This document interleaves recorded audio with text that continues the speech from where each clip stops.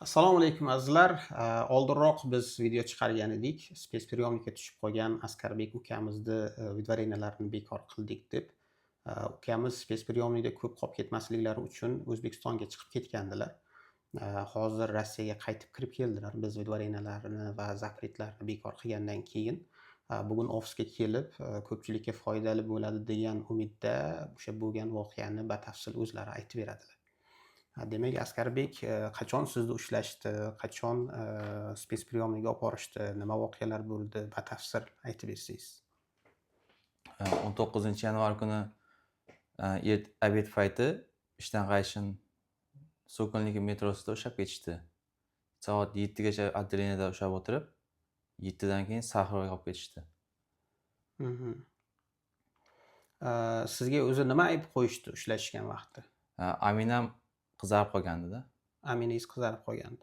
Siz o'zingiz hostelda yashaysiz, hostel registratsiya qilib bergan, ko'chada politsiya xodimlari Amina so'raganligi uchun Amina ham o'rnatib olgandingiz.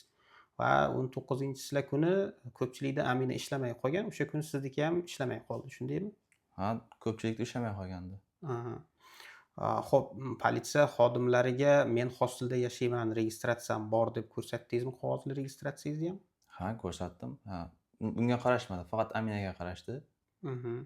Yonimda bir 15 yoshli odam bor edi, ularga ham qarashmadi. Faqat Aminaga qarashdi. Qancha odamni ushlab olib borishgandi o'shanda отделga? Bizni Sokolniki metrosidan 15 kishi olib ketishdi.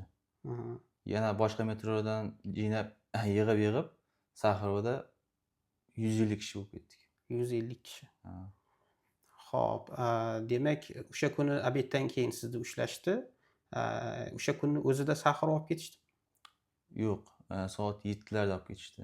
O'sha kuni. O'sha kuni 7larda olib ketishdi, kechqurun. Xo'p. Saxroda keyin nima voqea bo'ldi? Saxroga olib ketishdi. 150 kishi bitta xonada yotdik ertalabgacha. Ertalab kameraga o'tkazishdi, 8 kishilik kameraga o'tkazishdi. U yerda 2 kun qoldik. 22-gacha qoldik. U yerda sharoitlar qanaqa edi borganingizda, keyin joylashtirganda? 150 kishi bir xonada yotgandan keyin sharoit yomon bo'ladi albatta. Ertasiga yaxshi xonaga o'tdik, kameraga. 150 kishi qanday joyga turdingizlar? Uxlashga joy bormidi? Yo, tikkasiga turdingizlarmi? Bir 8 ta 2 kishilik karavotdan bor edi faqat, boshqa karavot yo'q edi. 8 kishilik karavotga navbat bilan uxladingizlarmi qanday? Navbat bilan desa ham bo'ladi. Xo'p, demak, o'sha kuni olib borishni kechasi olib borishdi, Kechasi olib borishdi. Ertalabgacha 150 kishi bitta xonada turdingizlar. Demak, ertalab keyin joylashtirishdi kameralarga. To'g'ri. Kameralarda sharoit qanaqa edi? Kameralarda hamma sharoit bor.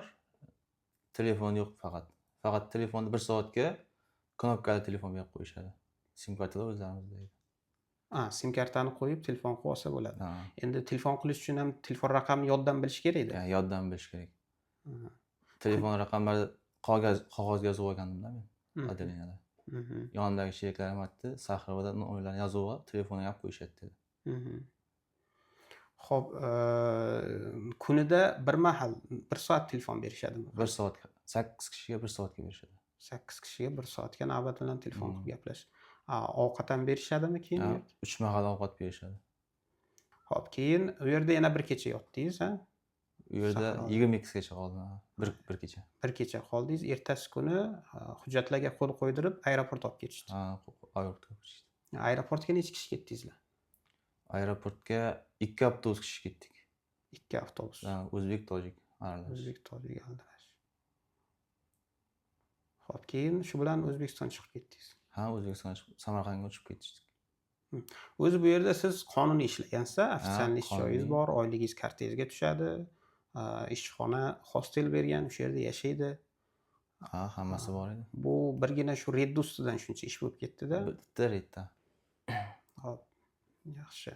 Endi o'sha hujjatlarni ko'rib o'sha sud hujjatlarini ko'rib chiqqan vaqtda ham vidvarena hujjatlarini u yerda juda qo'pol ravishda tayyorlangan ekan hujjatlar. Misol uchun sizni doimiy yashash joyingiz bo'lgan bu yerda, hostelda yashagansiz va hostelda yashaganligingiz haqida ma'lumotlar ba'zilarda bor.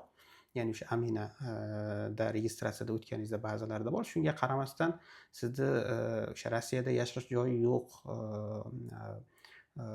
deb hujjatlarda ko'rsatilganda umuman noto'g'ri. Ya'niki kelganidan buyon yashaydigan joyi yo'q deb hujjatlarda yozishgan ekan.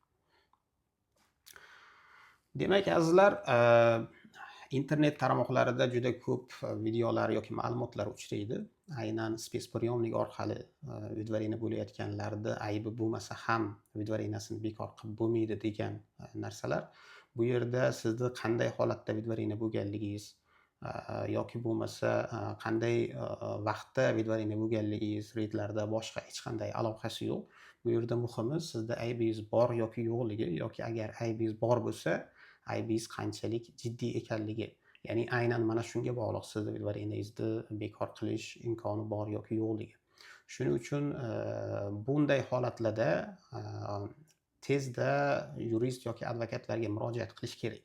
Ya'ni sizni vidvarina qilishdimi, hamma hujjatlaringiz bor bo'lsa yoki aybingiz jiddiy bo'lmasa, siz darhol yuristlarga murojaat qilishingiz kerak. Chunki bor yo'g'i 10 kun muhlat beriladi. Aynan vidvarina bo'lganlarga hozirgi kunda MVD vidvarina qilyapti. Shuning uchun bor yo'g'i 10 kun vaqt bor.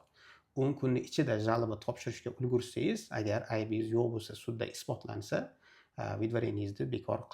sud vidvarinangizni bekor qilib beradi. Agar 10 kundan o'tib ketsa, o'sha kech bo'ladi. Hujjatlaringizga e'tibor beringizlar, o'zlaringizga ehtiyot qilingizlar.